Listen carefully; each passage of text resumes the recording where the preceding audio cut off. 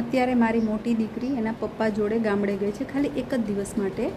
તો જે રોડ છે ત્યાંથી એને બસ મળે છે, તો 10 મિનિટે ત્યાં ઊભા રહ્યા અને પછી બસમાં જતા રહ્યા. તો જ્યાં સુધી એની બસ ન આવી ત્યાં સુધી હું ગેટ ઉપર ઊભી રહી અને બસ જ્યાં સુધી મને દેખાય ને ત્યાં સુધી હું બસને જોતી રહી. અને મારી દીકરી ત્યાંથી કહેતી રહી તું અંદર જતી રહી, બેનને રમાડ, એવી રીતના બેનનું ધ્યાન રાખે. પણ હું ત્યાંથી હટતી નથી, ના મતલબ અહીંયાથી ટાટા ટાટા બાય બાય કરું, એ ત્યાંથી ઇશારા કરે, એવી રીતના. અત્યારે મને યાદ આવે છે કે આ જ વસ્તુ સેમ વસ્તુ મારી મમ્મી કરતી. મતલબ જ્યારે હું હોસ્ટેલમાં જતી, મેરેજ પછી જ્યારે હું મારા સસરાના ઘરે જતી, ગમે ત્યારે, અત્યારે પણ હજી આવું છું ત્યારે, કે બધા ઘરના અંદર જતા રહી બાય કહીને કે આવજો આવજો એવી રીતના.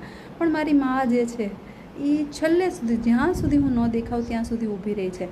અને મોઢું પણ એનું ઉતરી જાય છે. મતલબ એવું કે જો હમણાં 2 વારથી 3 વાર વધારે હક કરી લઈશ ને તો એ રડી પડવાની છે એમ.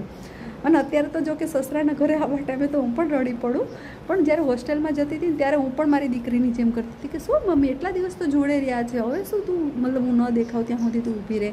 અને જ્યાં સુધી હું હોસ્ટેલે ન પહોંચું ત્યાં સુધી એના ફોન આવે. અત્યારે પણ દિવસમાં 2 વાર ફોન આવે અને 1-8 મિનિટ જ વાત થાય કે એમ સારું છે, છોકરું હચવાય છે, કામ ન થાય તો કાંઈ નહીં, તબિયતનું ધ્યાન રાખજે, આ ટાઈપનું. અને ક્યારેક ફોનમાં વાત ન થાય ને તો એ મને ગુસ્સો કરે કે ફોન નથી ઉપાડતી, આમ તેમ. ત્યારે એમ કહું એક દિવસ વાત ન થાય તો શું થાય, હજી હું મા બન્યા પછી પણ હું એને એવું કહું છું. પણ સિરિયસલી મા બન્યા પછી ખબર પડે કે આપણી મા આપણને કેટલો પ્રેમ કરે અને આપણે ત્યારે એને સમજતા નહોતા એમ.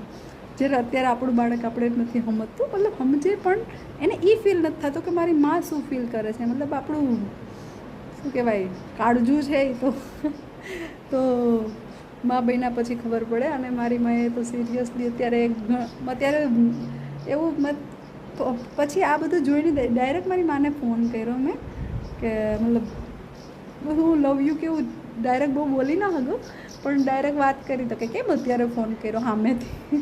મેં કીધું બસ વાત કરવી હતી તારી જોડે, એવી રીતના એમ. તો રિયલી મા બનવું બહુ મસ્ત છે પણ બહુ અઘરું છે, બહુ મતલબ બાળક આપણાથી દૂર થાય. મારે તો એક દિવસ થાય તો આવું થાય તો મારી માને કેવું થતું હશે.